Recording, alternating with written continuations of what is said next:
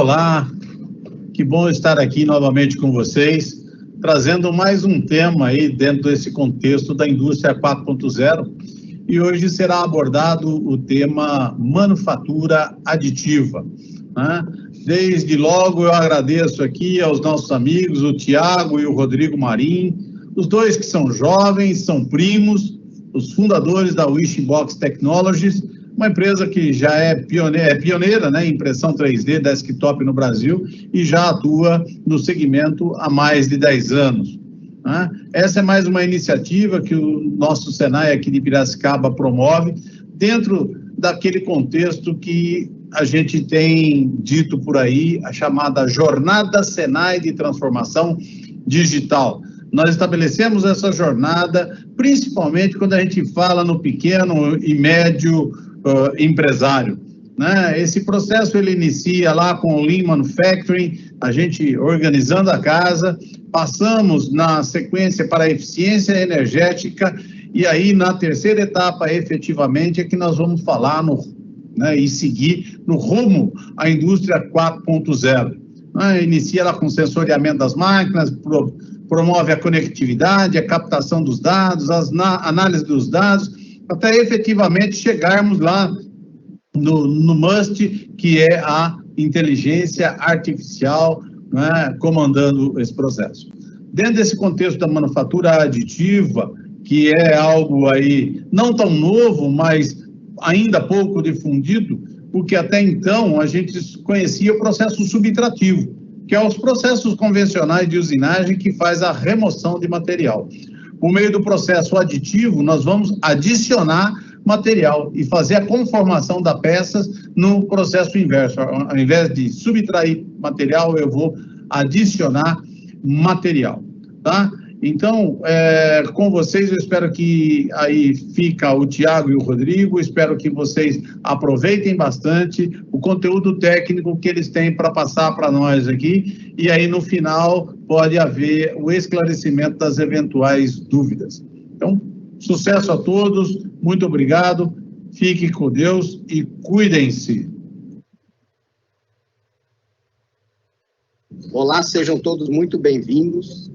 Meu nome é Valdemir, sou coordenador aqui da Escola Senai de Piracicaba, Vila, e estamos aqui para mais um evento, mais uma live tecnológica da indústria 4.0, promovida pelo Senai e a empresa Wishbox Technology. Gostaria de agradecer aí o Tiago e Rodrigo Marim, da empresa Wishbox Technology, pela realização da live. Vamos abordar aí temas muito importantes para a área da impressão 3D, da prototipagem. Você que já ouviu falar da indústria 4.0 terá a oportunidade de conhecer um pouco mais sobre essa tecnologia habilitadora. E você que ainda não conhece a indústria 4.0 terá a oportunidade de aprender sobre a indústria 4.0 e essa importante tecnologia que vem ganhando muito espaço dentro da indústria mundial, inclusive no Brasil. Gostaria de falar para vocês um pouquinho que estamos com vários cursos com inscrições abertas na Escola Senai Mário Henrique Simons, Senai Piracicaba Vila. Acesse o nosso site, piracicabavila.sp.senai.br ou ligue para o fone 3412-3500. São cursos de qualificação, aperfeiçoamento, especialização, cursos presenciais e com aulas remotas e à distância nas diversas áreas tecnológicas. Dentre as várias áreas, nós temos a área da automotiva, a área da educação, a área da eletroeletrônica, madeira e mobiliário, metalmecânica. Na metalmecânica, nós temos cursos de tecnologia, de técnicas de manufatura aditiva, prototipagem e impressão 3D. Temos na área da metalurgia, saúde e segurança no trabalho e tecnologia da informação. No nosso site, você pode obter mais informações sobre os cursos. O site nosso é o piracicabavila.sp.senai.br ou ligue aqui na nossa escola, 3412-3500, para obter mais informações sobre os cursos.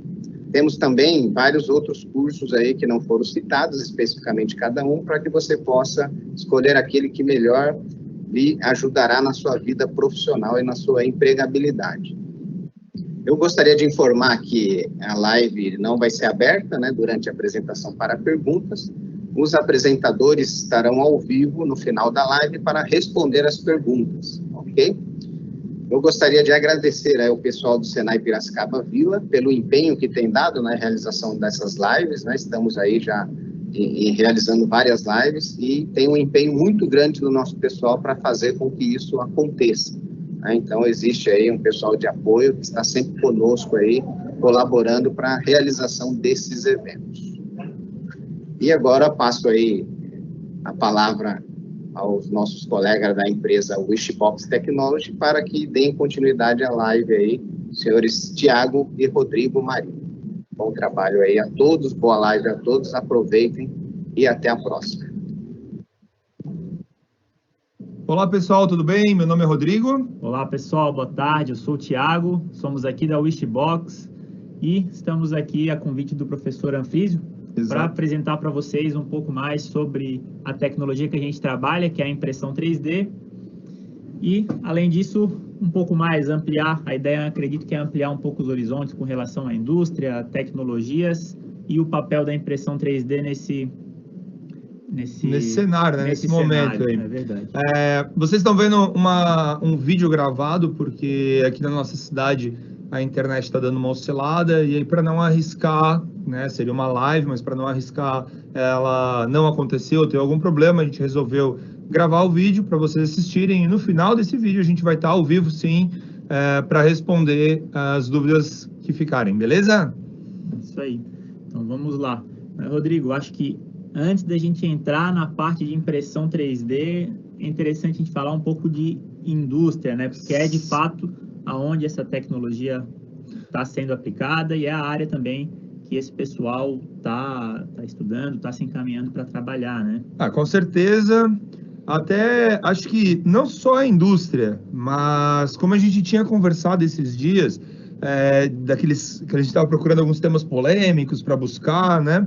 E acho que a gente podia falar um pouquinho sobre isso, dividir com eles. Foi um brainstorm bem interessante que a gente chegou, aquela questão das frases polêmicas que a gente escuta, né? Os mitos, né? Os mitos e verdades. Mitos e verdades. Fala de dois deles, né? O que a gente sempre escuta aqui quando a gente fala de indústria 4.0, que o Brasil está muito para trás, isso não é uma realidade, uma grande mentira, né? O Brasil sim está para trás, mas é uma realidade, já tem muita indústria usando, tem muita tecnologia aplicada dentro da indústria 4.0, aliás, aplicada dentro da indústria brasileira, da indústria 4.0, e o mais engraçado, muita gente nem sabe que está usando, porque eles acreditam que tecnologias da indústria 4.0 são só as grandes, né? São só as grandes metrificações, as grandes implementações de IoT misturado ali, e às vezes só de tu conseguir metrificar algumas coisas da linha de produção, tu já está tendo algumas das tecnologias ali da indústria 4.0, né? Às vezes, o cara está conseguindo diminuir a emissão de lixo, de gases, está conseguindo metrificar, diminuir um pouco o estoque de algumas coisas para fazer uma curva... Parte de softwares, né? Hoje, software mais do que nunca é uma tecnologia cada vez... Lógico, tem softwares super caros, mas tem softwares super acessíveis hoje. E a internet hoje, que é a grande questão-chave aí da indústria 4.0, uma das questões-chaves, né? E a integração com os dispositivos, com a IoT está cada vez mais acessível. Exato. Hoje tem dispositivos muito baratos, basta tu saber programar e integrar as coisas. Então, eu concordo contigo. A indústria 4.0 é uma realidade e tem tecnologias super caras, mas tem tecnologias muito mais acessíveis, é o caso da impressão 3D, com certeza, né? Dar um pouco mais, e tem muita gente usando já, não é desculpa de falar, não, está muito distante, é uma utopia, não é uma realidade, não. Basta a empresa, os colaboradores terem a iniciativa de estudar, de ir atrás, de se capacitar e de ter a iniciativa de tornar isso uma realidade, né? Com certeza, com certeza. E o segundo mito que a gente, na verdade o primeiro, né, o primeiro da lista, o mito mais cabeludo que a gente escuta é que a tecnologia destrói empregos, né? Isso é algo bem engraçado, porque a primeiro momento, assim, que você escuta isso, pô, faz sentido. Não faz? Faz sentido. A gente foi olhar historicamente para entender isso aí, né? A gente foi olhar o que foram as revoluções industriais para entender se de fato a tecnologia destrói empregos ou o que acontece isso. Exatamente. Né? Vamos exemplificar. Primeira revolução industrial, né? A aplicação de motores a vapor nas indústrias, né? A mecanização. Né? A primeira revolução industrial. Exatamente. Então, os casos mais famosos que tem na internet para a gente, que se for pesquisar, tu vai encontrar, a indústria têxtil colocando motores a vapor e o trabalho braçal de fazer o movimento lá dos teares é trocado por uma máquina. E vários empregos ali são destruídos, né? Bom, vamos agora olhar o cenário como um todo, né? E os empregos que foram gerados para desenvolver o motor a vapor, para construir os motores, as caldeiras, para operar as caldeiras, não, para fazer a implementação dos motores dentro das indústrias. Por quê? Pô, antes era um mecanismo movido à força humana. Agora tem que fazer aquele motor se acoplar àquela máquina para ela funcionar.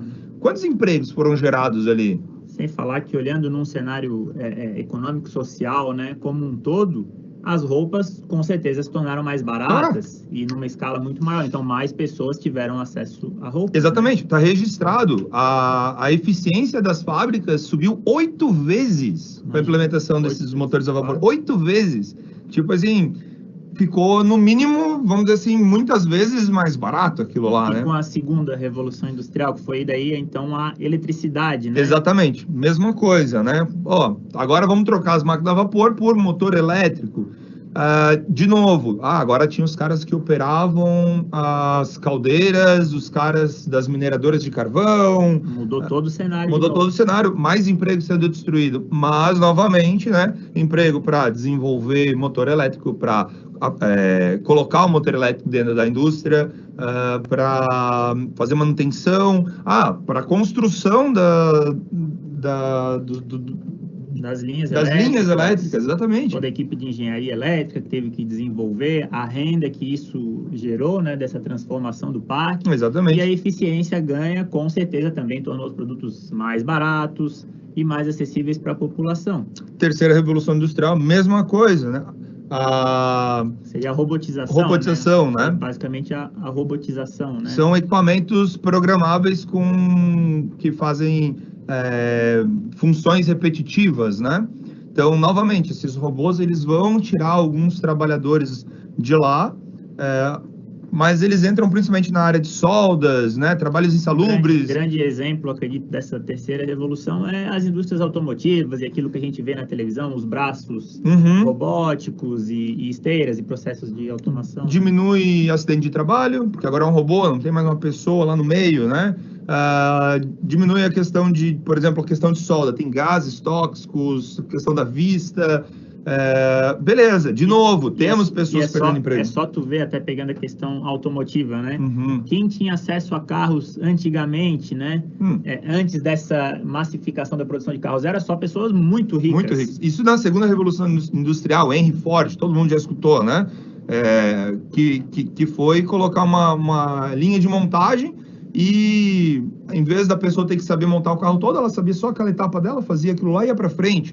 Ou seja, ele capacitou menos, né? A pessoa tinha que ser menos capacitada, só que ela podia ser expert naquela área e a outra pessoa ia ser expert em outra área. Assim, ganha-se produtividade, faz carros mais rápidos e fica mais barato, né? E com a quarta revolução industrial, para a gente chegar aí no final desse ciclo e no ciclo atual, que daí tem muita divergência, tem gente que diz que a quarta revolução industrial seria a indústria 4.0. Sim. Né? Uma teoria que vem da Alemanha, isso agora de 2008, se eu não me engano. É algo recente. Você não sabia, 2008 na Alemanha. Na Alemanha. Que começa a se falar de indústria 4.0, de quarta revolução industrial. É colocar a inteligência dentro das máquinas, né? A machine learning, a integração das máquinas com a internet, com o IoT, começar a fazer metrificações dentro das máquinas do calor, quanto aquela máquina está gerando de calor, quanto que vai desgastar daquela peça, se tu conseguir resolver alguma outra coisa, aquela peça dura mais. Elas interagirem, né? As máquinas saberem reconhecer se tem algum gargalo, ou o que o mercado já está solicitando. Então, lá na ponta, na loja, está saindo mais produto do verde, a indústria já automaticamente recebe essa informação. Olha só. Qual que é a importância disso, né?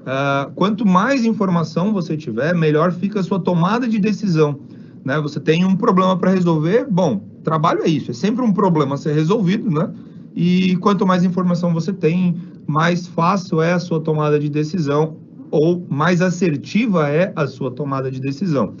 Então, a indústria 4.0, ela vai ser, assim como foi todas as outras, mais uma revolução, né, de aplicações de tecnologia. Vai destruir alguns empregos, sim, e vai gerar muitas outras oportunidades de emprego. E a tendência é que, assim como as outras, vai gerar muito mais qualidade de vida, muito mais acessibilidade a produtos para a população. Exatamente. E eu acredito que essas oportunidades que vão surgir, porque a indústria 4.0 é algo ainda novo, é algo incipiente, vai favorecer a quem está buscando se capacitar, quem está entrando no mercado com outros olhos agora e se capacitando para isso, pode ter grandes oportunidades. Grandes oportunidades, com certeza. E qual é a grande diferença dessa revolução para as demais?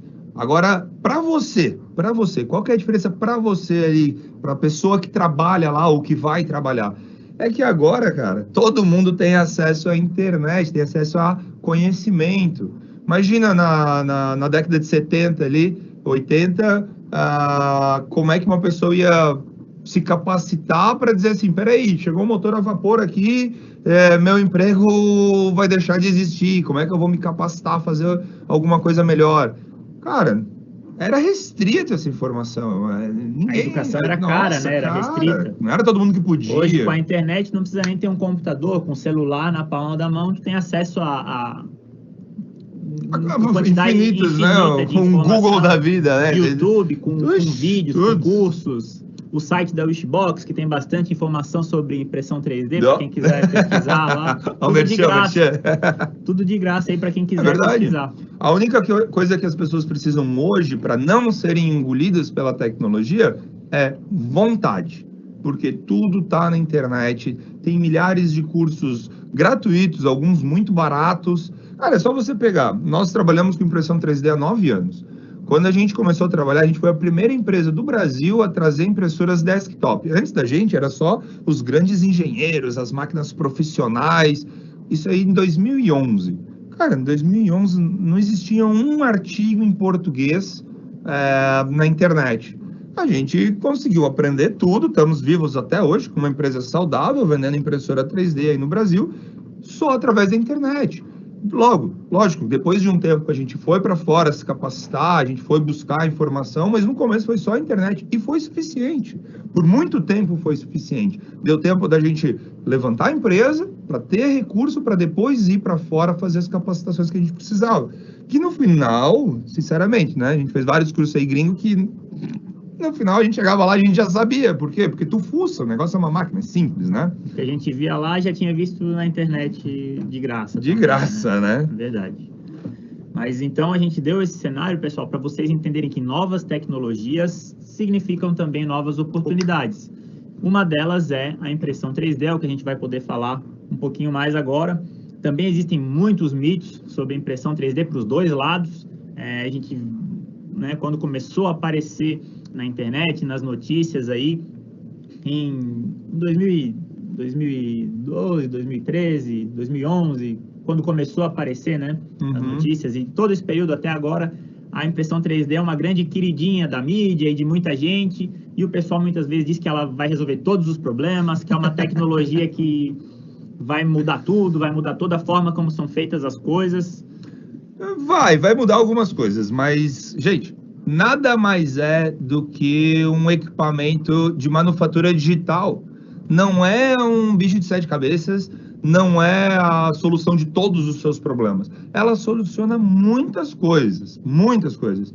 mas ela tem suas peculiaridades, que são grandes vantagens, acho que é interessante a gente abordar um pouco disso, mas como o Rodrigo falou, ela é uma tecnologia de fabricação digital, assim como uma fresa CNC, assim como uma máquina de corte a laser, também é uma tecnologia de fabricação digital, ela pega dados de um projeto 3D ou de um projeto computadorizado e executa aquela programação ali. Exato, não é nada mágico, né? E também nada difícil, muito mais fácil operar uma impressora 3D do que uma fresa CNC, talvez por isso a capacitação para uma fresa CNC, a gente sabe, o pessoal do Senai também conhece bem, sabe que exige uma capacitação bem extensa, tem uma série de riscos ali envolvidos. Geralmente é um curso técnico, 2 anos e meio, se eu não me engano, né?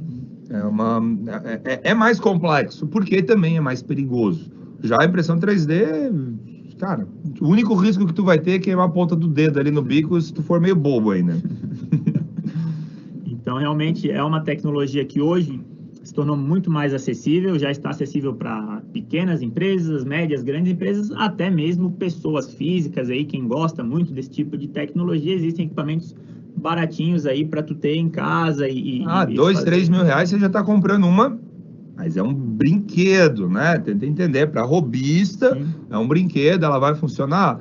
Cara, vai funcionar, vai ter suas dificuldades, não vai ter uma repetibilidade tão grande, às vezes vai ter até um acabamento, mas você vai ter que mexer tanto na máquina, fazer upgrade e tal. Para a indústria, não é o canal. Não é o canal, mas para quem gosta muito, para quem quer começar a se inserir na tecnologia, a gente tem um caso bem interessante, um cliente nosso, que era o Sidmar.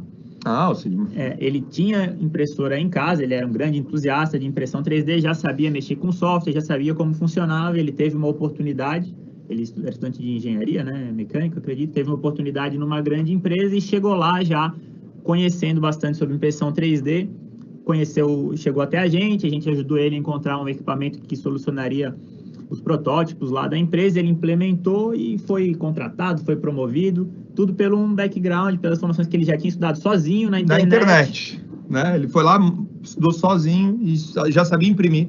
A empresa que ele foi trabalhar, ela já usava impressão 3D, porém era um negócio botado num pedestal, ficava lá num setor de prototipagem que atendia uma empresa inteira, levava 2 semanas para entregar um protótipo, os caras tinham muito atraso com isso, não conseguiam entregar os seus projetos dentro do prazo, e aí ele teve a ideia de colocar uma na mesa dele, foi lá, bateu o pé até conseguir, botou uma na mesa do cara e começou a entregar.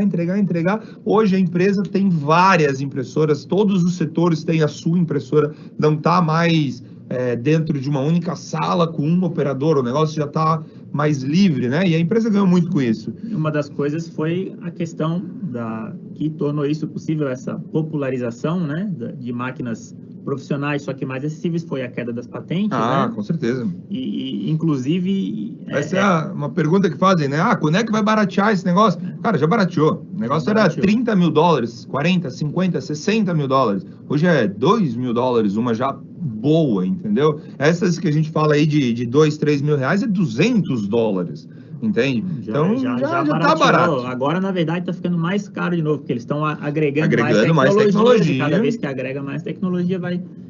Mas, enfim, realmente já é uma tecnologia acessível, já está acessível para empresas, para instituições de ensino. E, inclusive, esse barateamento foi o que impulsionou essa tecnologia de impressão 3D. A gente tem um gráfico aqui, eu vou até pedir para mostrar, que mostra que nos últimos 10 anos, para vocês terem uma ideia, que foi quando começou começou a chegar nessas máquinas mais acessíveis, a tecnologia de impressão 3D cresce a uma média acumulada de 25% ao ano, ou seja, a cada 4 anos ela dobra de tamanho do mercado, né? Então é um mercado que está crescendo muito rápido, e a perspectiva é que daqui para frente ela vai crescer em torno de 30% ao ano, ou seja, ela dobra de tamanho do mercado. Todo o mercado que envolve insumos, máquinas, serviços, vai dobrar de tamanho a cada 3 anos. Imagina quantas oportunidades, quanta mão de obra qualificada vai precisar para operar e para desenvolver todos esses projetos. Inclusive, esse é o maior motivo para as indústrias não comprarem, né? A falta de mão de obra, né? Falta de conhecimento. Né? Até é interessante, até eu vou pedir para botar aqui também, tem uma pesquisa da PwC, PricewaterhouseCoopers, uma grande consultoria que traz dados aí de mercados, é uma das mais conhecidas do mundo, e disse que os principais motivos que levam as empresas a não adotarem a impressão 3D são 4 principais motivos. Um seria falta de pessoas especializadas, ó a oportunidade aí, pessoal. Alto custo da tecnologia, Já foi. que eu discordo, porque Totalmente, né? já está acessível, então isso para mim é falta de conhecimento. Imagina, só nesse ponto, antes das impressoras desktop, uma impressora boa para a área industrial custava ali 300 mil reais. Hoje você vai comprar uma por 50, 60, 70. Desculpa, para uma indústria grande, isso não é nada. Eles pagam 1 milhão numa CNC, cara. Então, alto custo, não acredito. Já foi, esse aí já foi. Incerteza sobre a qualidade final do produto. Bom, incerteza sobre a qualidade, o que é? É falta de informação Falta também. de informação. O cara não tem informação sobre o que é o produto. Tem diversos tipos de impressora 3D, com certeza tem algum tipo que atende Vai a cada atender. demanda. Eu preciso dessa qualidade. Ok, vai ter uma impressora que vai atender aquela qualidade, né? E no final, velocidade de impressão. É um dos motivos que levam a empresa a não adotar. Tudo bem, pessoal, a impressão 3D não é um micro-ondas, tu aperta em 30 segundos está pronto. Mas ela é mais rápida que uma CNC. Não sei de onde que os caras tiraram essa informação. E outra, ela ele não está comparando com o quê? Com injeção? Com injeção. Ela não é, o conceito da impressão 3D não é para produção em massa. Claro que não, assim mais rápido como a que CNC injetora. também não. É para produzir coisas personalizadas, uma solução com custo muito baixo unitário, que nós conseguiria chegar. Então, também não acho que seja uma justificativa, porque não é essa a proposta dela. Para mim, isso tudo se resume em falta de conhecimento. É verdade, fica tudo resumido nisso. Então, realmente... E aí, pessoal, por que tem tanto crescimento e por que vai ter tanta oportunidade? A gente fala um pouco... Talvez porque o conhecimento está chegando. Sim. Né? Então, está crescendo, porque mais pessoas estão chegando. É o que o Thiago falou antes, questão de oportunidade. O mercado está crescendo, poucas pessoas sabem usar essa tecnologia. A tecnologia ela é super versátil, e cada vez está mais. Por exemplo, agora não é recente, as máquinas estão começando a usar nylon com fibra de carbono. Cara, elas substituem algumas peças de metal. Imagina, uma peça de polímero que substitui uma peça de metal. Tem algumas máquinas mais high-end, só que ainda assim, aí valores mais altos, que estão trabalhando com pique, que aí substitui metal total, um negócio extremamente resistente. Esse assunto a gente vai trazer tanto de polímero, quanto de falar dos polímeros, a gente vai trazer mais para frente, não nesse vídeo, mas a gente pode trazer isso para vocês, porque a gente está fazendo pesquisa em cima disso, né? A gente está vendo, cara, até o acondicionamento que você dá no polímero antes da impressão muda a resistência final. Então tem muita coisa a ser aprendida ainda dentro desse ramo, dentro dessa área. Então tem muita oportunidade de crescer aqui.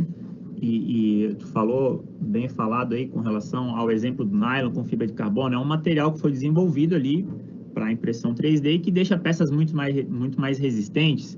E o mercado de impressão 3D tem se desenvolvido muito nessa área de materiais. Então, estão desenvolvendo novos materiais para que uma impressora 3D acessível consiga fazer peças muito resistentes. É verdade, eu estava lendo uma matéria que explicava sobre isso. Teve a primeira mudança da impressão 3D, onde eles estavam testando novas tecnologias e novas formas de se fazer. Depois teve outra mudança para tentar aumentar volume e velocidade. E agora, a última grande revolução na impressão 3D são os polímeros a serem usados, os materiais a serem usados com mais resistência, né? Sim. É verdade. E isso tem aberto novas possibilidades. Por exemplo, agora muitas empresas e muitos clientes nossos já estão usando a impressão 3D para fazer peça de reposição, para ter um inventário digital de peças de reposição. Ou seja, já é uma realidade que muitas empresas estão deixando de ter grandes armazéns, grandes estoques com milhares de peças, com grande espaço ocupado de peças, e conseguindo enxugar um pouco desse espaço com peças que podem ser feitas com impressora 3D. Um caso desse aqui no Brasil é a Ambev, né? A Ambev Sim. E a Heineken, as duas no Brasil, já estão fazendo isso, fazendo peças de reposição para os seus equipamentos que antes eram importados. Por exemplo, da Ambev tem peça importada da Holanda. A peça custava R$130 importada, imagina o tempo que leva para vir. E ela ainda tinha um probleminha. Toda vez que eles tinham que fazer uma limpeza ou uma manutenção, eles tinham que tirar essas peças da máquina e os grampos onde ela se fixava, alguns acabavam quebrando na hora de remover. Eles foram tentar fazer essa peça impressa, a peça levou 8 horas para ser impressa. Imagina, compara 8 horas ao tempo de tu trazer um negócio lá da Holanda, cara. Custava R$130 a média dela aqui no Brasil e impressa ficou R$30. E o mais legal, eles pegaram aquela parte onde quebrava o pino de fixação e modificaram o projeto, ou seja, fizeram uma melhoria no projeto do fornecedor deles. E a partir dali a peça não quebrou mais. Eles já estão rodando há mais de um ano essa máquina lá. Eles estão fazendo inúmeras outras peças, esse é só um dos exemplos, e não quebrou mais nenhuma na hora de remover. Ou seja, qual é o ganho disso ao longo do tempo? Baixaram o custo, diminuíram a necessidade de logística, burocracia. E ainda melhoraram a qualidade da peça, a resistência da própria peça. Diminuiu o trabalho de outras etapas. Por exemplo, preciso fazer pedido. Tá, alguém vai ter que fazer um pedido para a Holanda, alguém vai ter que fazer todo o processo de importação, alguém vai ter que fazer todo o processo de desembaraço, entregar isso aqui para o cara botar no estoque. Mas imagina, diminuiu tudo isso. Não precisa mais. Agora o cara vai imprimindo conforme ele precisa. E é o caso também agora que a gente viu com a questão da pandemia, do coronavírus, né? Que falando de peças de reposição, vocês sabem que aumentou muito a demanda por respiradores, pessoas entubadas, inclusive lá na Itália foi o primeiro país que ficou bem ruim. E tem uma peça nos respiradores, que é uma peça que tem que ser trocada. Vou pedir para o Brian botar na tela aí uma foto. É uma válvula. E lá na Itália, os hospitais estavam sem essa válvula. E a empresa que era fornecedora era de outro país, não lembro qual país que era, se era dos Estados Unidos, a válvula vinha de outro país, era super cara e demorava para chegar. Aí uma empresa local que trabalhava com impressão 3D pegou a válvula, fez a engenharia reversa e imprimiu a válvula, fez com impressora 3D, validaram, deu certo, e ela imprimiu um lote dessa válvula, botou nos hospitais de forma muito rápida, ali em poucos dias, ia demorar semanas talvez para chegar a importação dessas válvulas. Na verdade, não tinha Eles mais. Não estava conseguindo produzir. Não estava conseguindo. Inclusive, essa empresa tentou processar os caras. O fabricante da válvula tentou processar quem fez lá as peças impressas, né? E por pressão popular, imagina, o mundo inteiro caiu em cima dos caras e falou: vocês são malucos? Queriam por causa de patente. Né? Por causa da patente. Os caras salvando vida, vocês não conseguem entregar. Derrubaram os caras ficaram quietinhos. Sim. E não foi nem justiça que derrubou nada, foi pressão popular, para tu ver como a gente tem peso, né, gente? Mas tu viu, quebrou toda a burocracia e resolveu o problema. Resolveu o problema rápido, imediato, né? Com a peça de reposição. Outra aplicação também de impressão 3D na indústria, a parte de ferramentaria, né?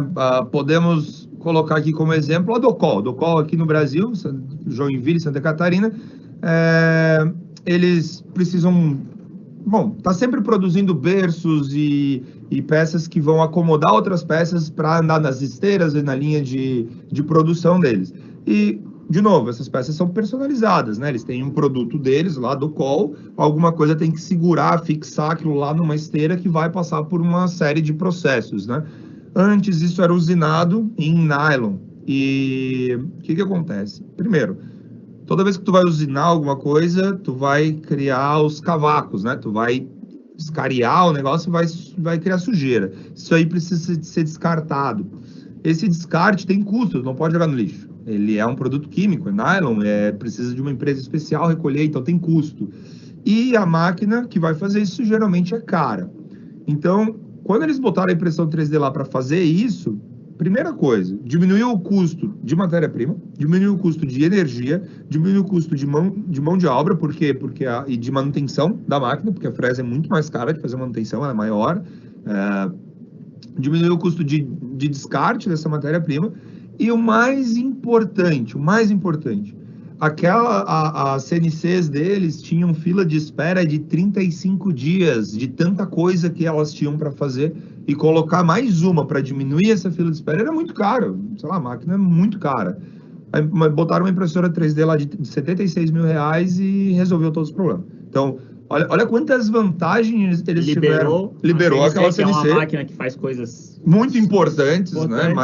Coisa de metal, coisa com liberou ela para fazer as coisas enquanto conseguia fazer os gabaritos ali, as ferramentas em impressão 3D. Exatamente. E imagina, para cada novo produto vai precisar de um novo gabarito, porque ele precisa encaixar perfeitamente. Personalizado. A impressão 3D encaixa perfeito nisso. Pode fazer um protótipo, testar a um custo muito baixo, né? Até Poxa, acertar. meu Deus. A gente já falou também de peças personalizadas, né? Um bom exemplo disso é o que a gente vê com um dos nossos clientes aí, que é o Tarso Marques. Talvez o pessoal conheça, né? Quem já assistiu aquele quadro Lata Velha, que passa no Caldeirão do Hulk, fazem carros lá extremamente personalizados. Pois é, ele tem uma impressora 3D lá. Algumas, né? Algumas, né? Tem 2, acho. E... Não, ele tá com 4, acho. 3 ou 4. 4. Uma grandona, né? Tem um negócio grande lá. E ele usa essas impressoras para fazer peças personalizadas para cada carro. Por exemplo, ele tem carros da década de 80 lá. Não tem mais peça. Não tem mais peça, painel, botoeiras, maçaneta. Ele faz tudo isso exatamente naquele modelo da década de 80. Exato. Com a impressora 3D. Ele replica aquilo que já existia, né? Ele não acha mais a peça, então ele faz agora impresso. Mas, apesar dele usar muito para essa área de personalização, ele também usa a parte de ferramentas. Sim. Por exemplo, o Tarso Marques, ele não faz só os carros da Lata Velha. Na verdade, a empresa dele, ela personaliza carro, moto, avião, helicóptero, barco. O cara faz personalização de coisas, né? De coisas caras, inclusive, né? E, às vezes, por exemplo, um exemplo ele traz num vídeo que ele fez até com a gente, onde ele precisava de uma peça em fibra de carbono, uma peça estética, só que ele queria que fosse leve, em fibra de carbono. Com a impressão 3D, ele fez uma ferramenta, um molde, para fazer a peça em fibra de carbono, com um tecido de fibra de carbono, para ficar aquela aparência também de fibra de carbono, com um vacuum bag. Ou seja, ele usou a impressora 3D para fazer uma ferramenta, como todas as outras, personalizadas, né, para chegar numa peça totalmente personalizada para ele. Agora, qual seria a outra forma dele chegar nessa peça, nessa ferramenta? Usinando? Vai usinar? Vai levar muito mais tempo. Ou fazendo manual, mas qual que é a precisão disso? E se tiver que espelhar para fazer dos dois lados, de forma manual? Não, nós não estamos falando de artesanato, nós estamos... Mas nessa área de personalização, muitas vezes, esse tipo de empresa acaba fazendo escultura manual. Foi o que ele reclamou lá, que ele falou que muitas vezes ele não conseguia deixar um lado da moto igual ao outro, né? Que a impressão 3D trouxe para ele isso, tipo, fica fiel, fica igual, né? Não vai ter nenhuma diferença no formato ali. Porque antes ele disse, às vezes eu tenho que fazer 2, 3 vezes a peça para ela ficar parecida. Agora ele imprime e ela tá igual. Sensacional.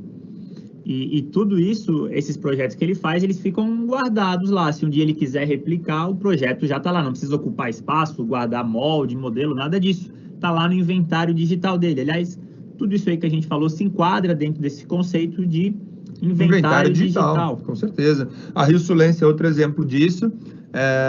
Eles são uma empresa de fundição, né? E as ferramentas de fundição, eles têm um dos processos deles é por areia verde, que é um processo menos mecanizado, mas ele é muito bom para você fazer ferramentas baratas para pequenas tiragens, né? São médias, pequenas e médias. Vai tirar lá até 1000 unidades daquilo. Tu precisaria fazer uma ferramenta de 50 mil reais para fazer 1000 unidades. Tipo, divide lá 50 mil por 1000 unidades, quanto é que custa cada unidade? Não vale a pena, não vale a pena, fica muito caro. E aí nessa outra técnica, eles conseguiam pegar lá de 50 mil para 5 mil a ferramenta. Porra, já é uma diminuição. Com a impressão 3D, eles diminuíram isso de 5 mil para 500 reais. E o mais importante, antes, tirou as 1000, passou 2 anos, o cara quer de novo aquelas 1000 peças. Cara, eles tinham que ficar guardando aquela ferramenta. Inclusive, antes deles comprar a máquina com a gente, eles estavam vendo para construir mais um galpão só para guardar a ferramenta, cara. A impressão, eles imprimem o negócio, custa lá quase nada para imprimir, usam as ferramentas, depois eles descartam as ferramentas e fica guardado lá o inventário digital deles. Se eles precisar daqui 2 anos, eles imprimem de novo, porque é muito barato. Vale mais a pena jogar fora do que guardar. Sim. A impressão, realmente, o custo é bem acessível, é bem barato. E por isso que se torna tão interessante usar essa tecnologia para desenvolvimento de produtos, para protótipos, né? pessoal que está assistindo. Deve estar perguntando, eles não vão falar de protótipo, eles não vão falar de protótipo. Vamos falar, porque é o que todo mundo fala, mas o que a gente quer mostrar tem diversas outras aplicações. Até antes de falar de protótipo, por que não falar de pequenas tiragens de peças? Ó, um caso interessante, Electrolux, cliente nosso, teve eles estavam desenvolvendo uma lavadora nova e uma das ferramentas, a lavadora já estava toda com o seu conceito montado, todos os protótipos já tinham sido validados, agora era hora de fazer as ferramentas e construir as primeiras 50 máquinas. Eles fazem 50 máquinas de lavar para ficar numa linha de teste, uma bancada de teste rodando pau a pau para ver o que vai quebrar ou se não vai quebrar, para ver o que tem que corrigir antes de mandar a máquina para o mercado. Só que eles têm uma fábrica, cara, uma das fábricas deles é uma fábrica estilo just in time. Então, as peças chegam lá, já está programado na linha de montagem lá, que vai ser aquilo, então toda a equipe está lá, só tem aquilo para fazer, e aconteceu. Eles falaram que isso pode acontecer, mas aconteceu nesse caso, que uma das ferramentas deu errado. Um dos fornecedores lá da ferramenta atrasou, e eles não iam ter uma única peça, né? Todas as peças da máquina iam estar lá, mas aquela específica não ia.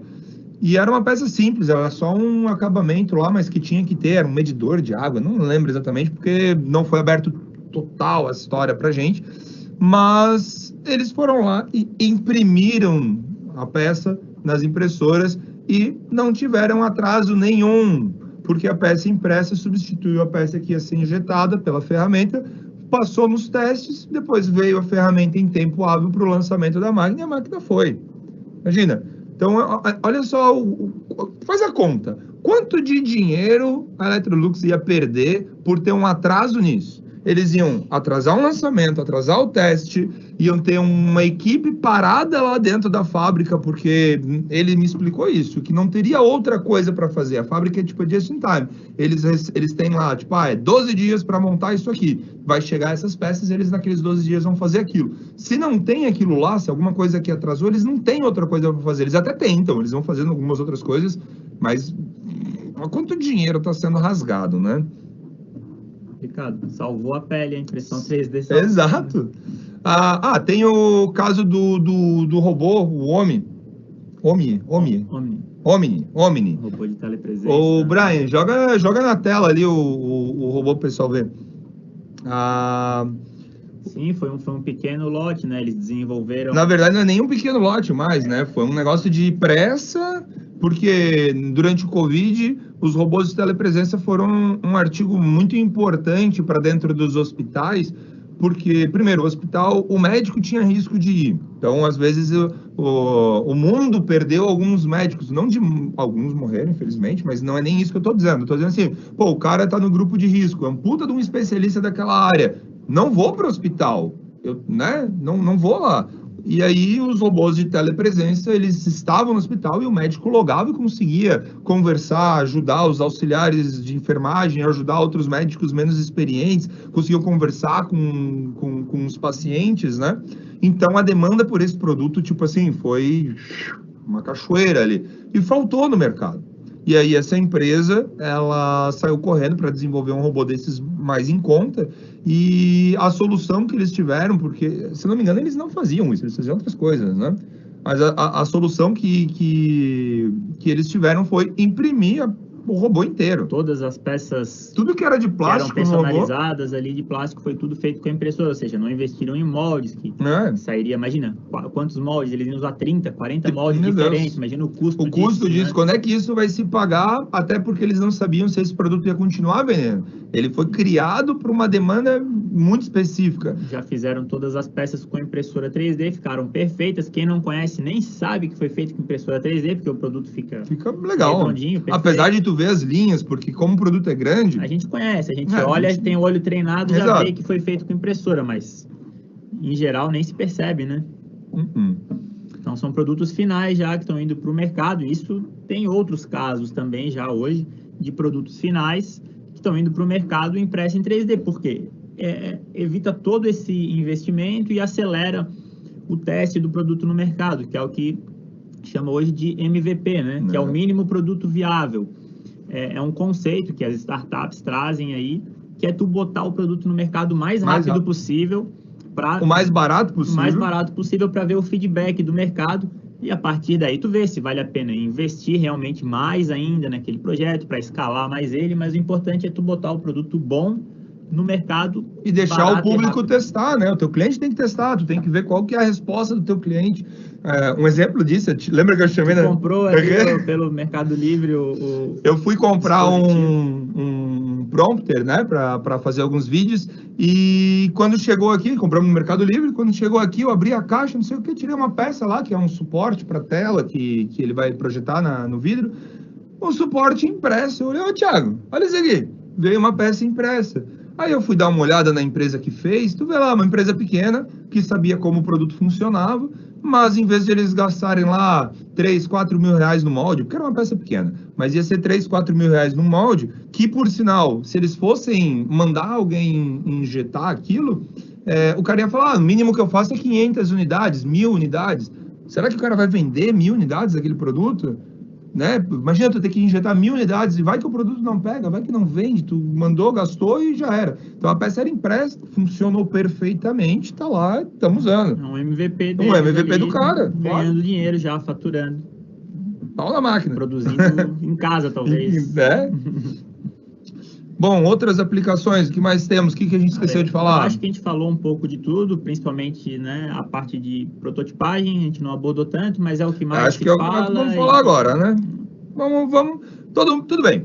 A gente demorou para falar disso, porque a gente não queria ser mais do mesmo, todo mundo só fala disso, que a impressora 3D, como é que eles... Prototipagem rápida. Inclusive, acaba assimilando uma coisa com a outra. Impressora 3D é prototipagem rápida. A prototipagem rápida é feita com impressoras 3D. Sim, mas a impressão 3D não é só para prototipagem rápida. Exato. Tu pode prototipar rápido com uma CNC.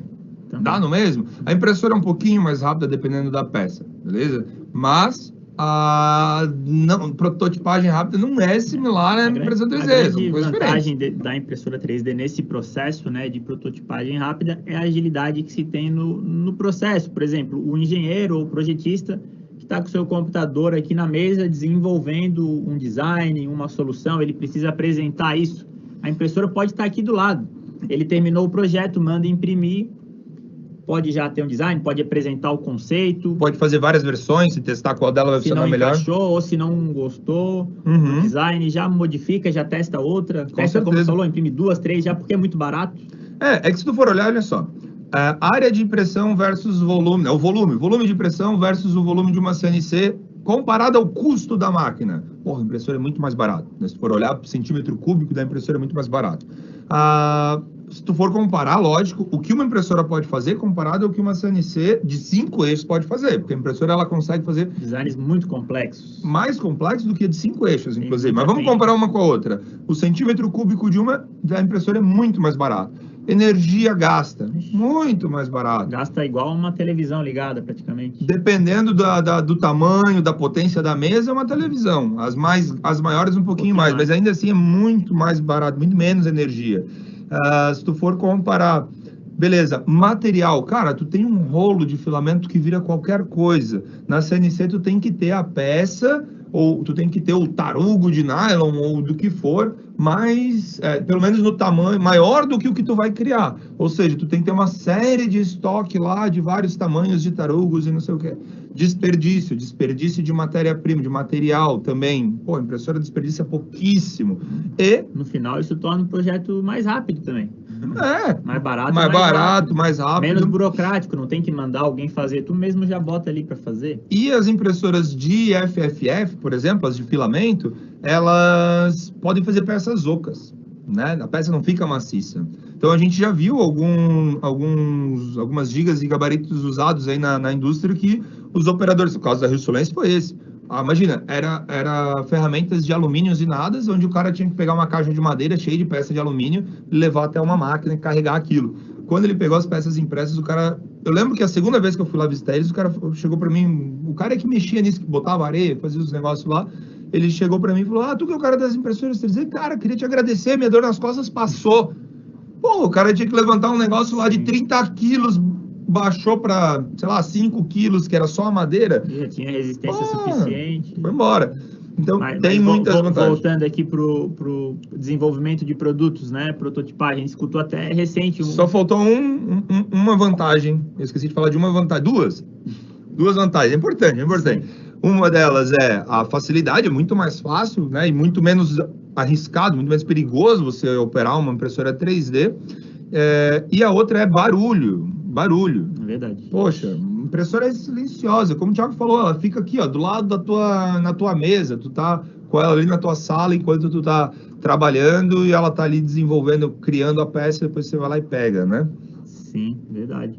Mas o que eu ia falar agora foi um cliente teve esses dias que falou, né, para que eu não sei como alguém hoje consegue desenvolver produtos sem uma impressora 3D. E de fato, né, a gente pensar em todo o processo, todo o custo, toda a burocracia que seria para fazer de outras formas, seja com usinagem ou manualmente, enfim, é inviável hoje praticamente imaginar um desenvolvimento, uma aperfeiçoação, né, aperfeiçoar um produto sem acesso a uma impressora. Sem pegar na mão, e né, tem muita cara? empresa que ainda não usa, na verdade. Nossa senhora, a gente já viu empresa que ainda faz na madeira, né? Empresa de calçado que paga lá um artesão para fazer um molde em madeira, que depois esse molde é escaneado, vira um projeto em 3D, usinado e aí é injetado a sola do sapato, cara. Poderia meu Deus do céu. Esse processo, né? Mas graças a Deus a essa tecnologia, assim como várias outras, né, estão chegando nas instituições de ensino e a gente sabe que o futuro do Brasil, da indústria no Brasil tá aí, né? Tá na galera que está se capacitando, que está estudando, que está em cursos técnicos, que está na faculdade. Um caso bem interessante, a gente tem umas imagens bem bacanas, dá até para mostrar aí. Aqui em Brusque, né? A Unifeb, a universidade, o pessoal lá do curso de Engenharia Mecânica, o professor Denis e a equipe, eles montaram um laboratório de impressão 3D. Eles têm 7 impressoras lá à disposição e eles fazem um trabalho que é sensacional, né? O hands-on, que a gente teve a oportunidade de acompanhar. Deu vontade de fazer faculdade de novo. Deu vontade de voltar para a faculdade, para fazer Engenharia Mecânica lá na Unifeb. Eles pegam todas as fases do curso. Cara, é como se fosse uma gincana. Uma gincana de desenvolvimento de produto. E eles integram as equipes, montam, dão um desafio para eles e eles têm a oportunidade de usar alguns recursos lá, R$10 que tem para comprar cano, se precisar, comprar material, os produtos, os materiais que eles precisam. E X horas de impressão 3D que eles podem desenvolver. E todas as equipes usaram as impressoras 3D para desenvolver projetos diferentes para a mesma finalidade. E no final eles testam na bancada ali para ver qual que foi a solução que atendeu melhor aos requisitos, né? Se vocês colocarem lá no YouTube Unifeb Wishbox, vai aparecer o vídeo que a gente gravou. Vai dar para ver lá. Tem um vídeo que conta essa história lá. E o próprio Senai também, né? O Senai é grande, temos parceria em diversos estados, aí, diversas instituições com o Senai. Já viajamos bastante visitando o Senai. Um dos trabalhos bem bacanas que a gente acompanhou do Senai é o da competição World Skills. Olimpíadas do Conhecimento, Olimpíadas do Conhecimento. Claro, que é a eliminatória para World Skills, né? Que o Senai manda um aluno, manda os alunos, né? Os finalistas do Brasil, porque eles têm aí robótica, programação, desenvolvimento... Ixi, agora eu não lembro. Mas uma das etapas o aluno tem que solucionar um problema. Dado um problema para ele tem que solucionar um problema, desenhar em 3D a solução e imprimir a solução. E a gente foi chamado para ir fazer esse auxílio. A gente foi para Belém do Pará. Eu nunca tinha ido para lá. Levamos acho que 4, 5 impressoras para lá para imprimir os projetos dos tem foto. Brian, depois bota aí na tela para eles. Foi divertido pra caramba. Tu vê um monte de crânio, cara. E tem um monte de brasileiro que já ganhou a World Skills, né, gringa, e que já trouxe os prêmios aí pra casa, né? Meu Deus, era um bando de Steve Jobs, vamos dizer assim, os pequenos Steve Jobs. Eram uns caras muito crânio, era muito gostoso de conversar com os caras. Então, cara, dá para ver o tamanho do potencial que a gente tem aqui no Brasil, né? E no Senai, o Senai é um grande gerador de talentos, né? Os caras eram tudo do Senai. Sim. Então, acho que o futuro aí tem muitas oportunidades. A gente sabe que a gente tem muitos talentos aqui no Brasil e essa gurizada que está aí estudando agora, se capacitando, tem potencial para ir longe. E tem as ferramentas, né? Tem a internet na mão. Só não vai estudar quem não quer. Então, eu acredito que realmente o potencial é grande, está nas mãos aí de quem quiser estudar e se desenvolver. A gente tem muitos problemas aqui no Brasil, a gente tem governo, a gente tem mudança de governo, temos carga tributária, temos infraestrutura precária. É complicado aqui. A gente empreende aqui no Brasil, a gente sabe como é difícil superar todos esses obstáculos. Mas se a gente for deixar na mão do governo, desses empecilhos, não sai do lugar. E a gente tem que ser criativo, tem que ser mais criativo ainda. Mas todos os problemas também são oportunidades, né? Exatamente, pessoal? É bem isso. Se existe problema, tem oportunidade. É simples assim. E, como a gente já disse, está na mão de vocês, tem bastante conteúdo para vocês estudar. É um assunto bem interessante. Vai abrir muita vaga para isso. A gente já viu muitos clientes nossos que vieram atrás da gente por conta própria, fizeram a pesquisa, desenvolveram algumas soluções internas, a gente fez algumas amostras para provar para os diretores deles que ia dar certo, conseguiram o capital, colocaram dentro da empresa, tiraram grandes resultados, muitos ganharam promoções, aumentos, alguns que não foram valorizados acabaram colocando aquilo no currículo, foram chamados para outras empresas para fazer a mesma coisa. Então, é um mercado, é uma grande oportunidade, né? Um novo mercado, está vindo uma nova profissão aí, que são os operadores de impressora 3D. Mas o mais importante, os caras não operam só impressora 3D. A modelagem também, modelagem 3D. É uma das grandes habilidades aí que tem escassez no mercado, né? E que é essencial para você operar a máquina. Operar a máquina é simples, mas tu vai ficar fazendo o quê? Baixando coisa na internet para imprimir? Não. Você tem que saber modelar. Isso é essencial para conseguir botar uma máquina para tirar resultado dentro da indústria. Hoje tem softwares gratuitos aí, de impressão 3D, desde os mais básicos. Tem escolas hoje que ensinam modelagem 3D para crianças, acreditem ou não. Lá nos Estados Unidos é bem comum, aqui no Brasil a gente já viu em algumas escolas. Tem software como o Tinkercad, por exemplo, são software gratuitos no navegador para crianças. Para criança. Para crianças. Mas tem o Fusion 360, por exemplo, que já é bem completo e para estudante profissional já e para estudante é de graça. Estudante é de graça. É de graça. E é um software CAD que já pode fazer peças profissionais. Ali, não perde um pouco para outros softwares aí do mercado também.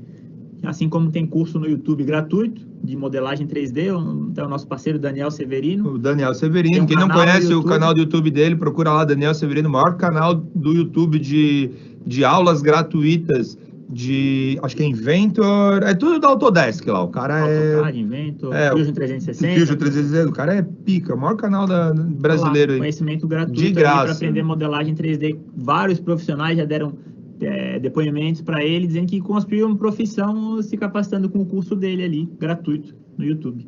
Eu mesmo arranho na modelagem 3D e aprendi com ele, aprendi no canal dele há uns anos atrás. Mas acho que é isso, pessoal, acho que conseguimos passar tudo. Como eu disse antes, nós estamos com alguns problemas de internet aqui, então gravamos esse vídeo para vocês, para não ter risco de cair no meio, de dar algum atraso. Hora aqui. Coisa boa. E nós vamos entrar ao vivo agora com vocês, sim, se não tiver nenhum problema de internet, para a gente tirar dúvidas. Então aí, o que vocês têm de dúvidas, lança para nós, vamos conversar. Valeu, até mais. Valeu, pessoal.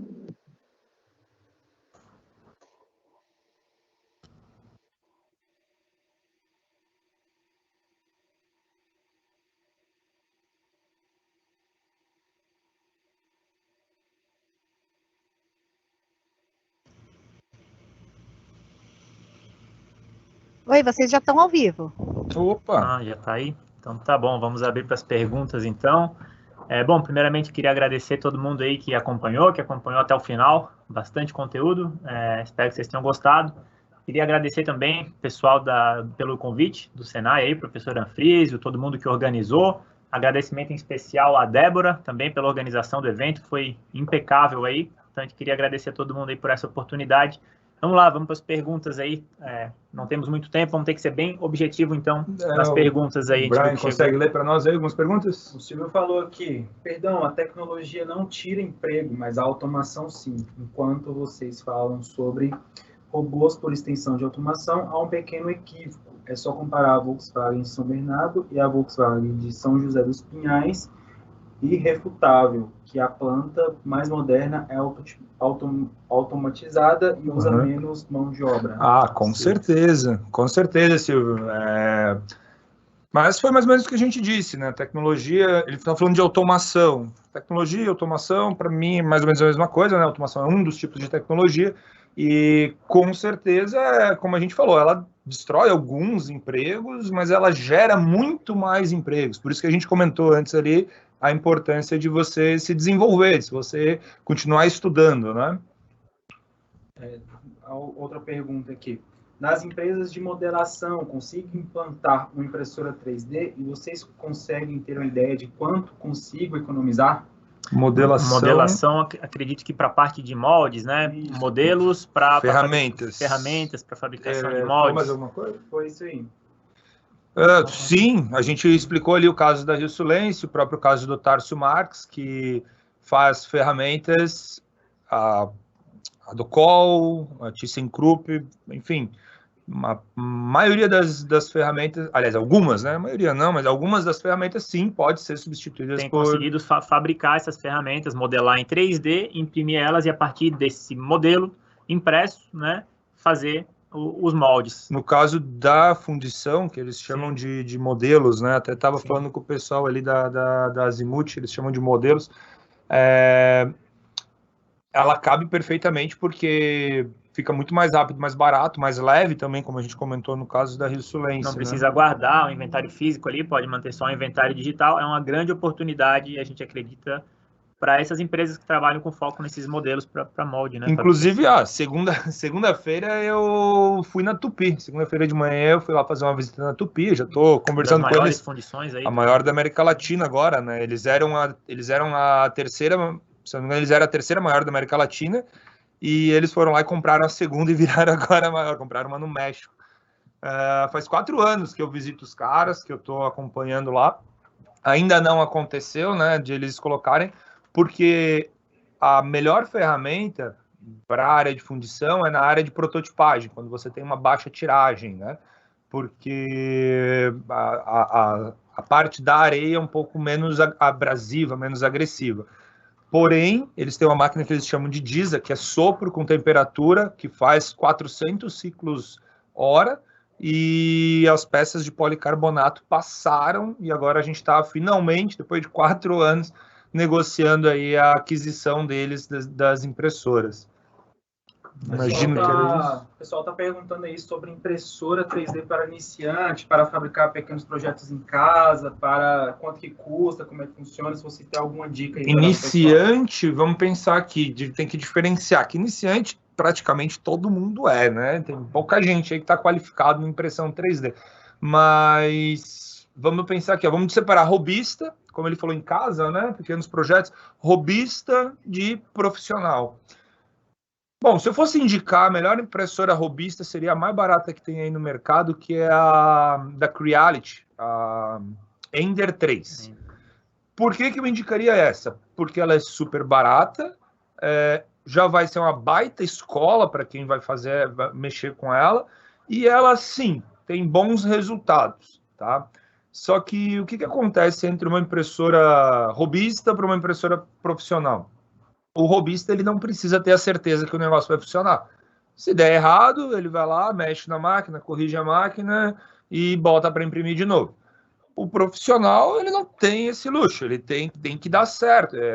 Tempo é dinheiro dentro de uma empresa, dentro de uma indústria. Então, ele precisa de repetibilidade, tem que sair sempre igualzinho, dentro do mesmo tempo. A impressora não pode ficar quebrando, até porque a manutenção da impressora custa tempo.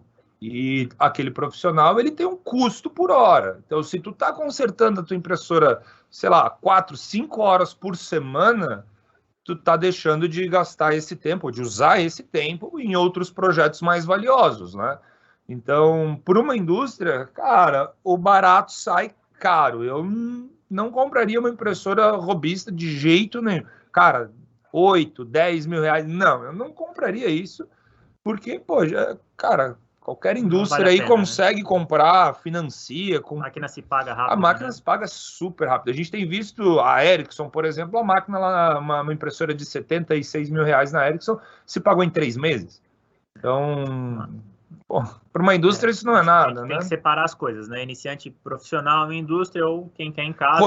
Por isso eu separei robista e profissional, não importa se é iniciante ainda é ou uma não. boa solução. Tem até um canal do YouTube que é o do Oswaldo Salzano, ele tem bastante conteúdo direcionado para quem é robista, quer ter uma impressora em casa, às vezes até tem um pequeno negócio, vender pecinhas na internet, tem bastante conteúdo lá que pode ajudar. É o 3D Print Academy, o canal dele, vale muito a pena conferir. Ele tem até um curso pago, né, que você faz lá um curso EAD também bem profundo, bem legal o curso dele, mas colocando para o lado industrial, cara, foge das impressoras baratas, até porque tem uma coisa importante.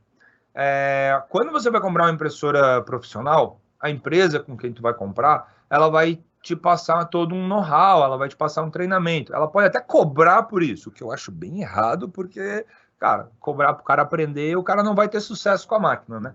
Mas tu vai acelerar muito a tua curva de aprendizagem. Tu vai ter uma pessoa ali para tirar dúvidas e para te ajudar a desenvolver. Então, se tu trabalha numa empresa, cara, não vai no baratinho, procura uma empresa que vai te dar um treinamento, barato um suporte. sai caro, né? A gente já viu muito disso acontecer. Imagina, quando a gente começou, 2013, ali, 11, 12, por ali, a gente também cobrava para dar o curso. Cobrava R$600, meu Deus, era ridículo, mas a gente cobrava.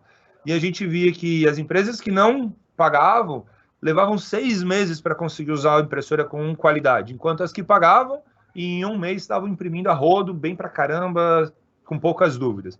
E aí a gente entendeu que vale muito mais a pena a gente dar de graça o curso para esse nosso cliente, para ele acelerar essa curva de aprendizagem e já sair tendo resultado. Isso para nós foi mais valioso, até porque muitas das vendas que a gente faz é por indicação, né? O cara foi lá, conseguiu o resultado e indicou o outro cara que também precisava ou tinha o mesmo cargo dentro de outra indústria, né? Professor, será que dá para pegar a última perguntinha aqui? Última perguntinha para fechar, vamos lá. Sobre o setor de manutenção, o pessoal perguntou sobre se dá para usar a impressora 3D para o setor de manutenção. Pô, com certeza, foi até explicado ali durante o vídeo, a gente apresentou, né, ali o caso da Heineken, o caso da Ambev, tem a Novo Nordics também, que é uma empresa farmacêutica aqui no Brasil, onde você consegue substituir peças compradas ou injetadas, usinadas, por peças impressas. Um caso recente que a gente está agora validando é com a BRF, na parte de frango, se eu não me engano, né? Peças que eles tinham que comprar em larga escala, porque quebravam com muita frequência. A gente botou uma peça impressa em policarbonato e a peça está lá já há quase 1 mês sem quebrar, funcionando, né? Muito mais barato, muito mais rápido ainda, né, do que a peça original antiga. Então, lembrar para o pessoal aí seguir a gente no Instagram, que a gente tem uma caixinha de pergunta aberta lá. Pessoal, verdade. É isso aí, pessoal. Se ficou alguma pergunta que a gente não conseguiu responder pelo tempo, lá no Instagram da Wishbox, @wishboxoficial, a gente sempre abre para perguntas e responde no Stories. Continuamos então, respondendo por lá daí, por favor, fica à vontade. Seguir lá e podem fazer mais perguntas lá que a gente vai responder também. Então é isso aí, fechou. Pode ir com a palavra aí. Com a palavra, professor. Muito obrigado novamente. Rodrigo, Thiago, boa tarde a todos. Muito obrigado, tá? Vou agradecer vocês em nome do Senai. Tenho certeza que a live foi de grande auxílio para os alunos entenderem e enxergar que a tecnologia está aí. Basta a gente ir atrás da informação e saber como aplicar isso. Provavelmente no futuro teremos novos projetos com vocês. Vamos tentar aí deixar uma parceria legal. Vocês sempre estão disponíveis. E muito obrigado, tá?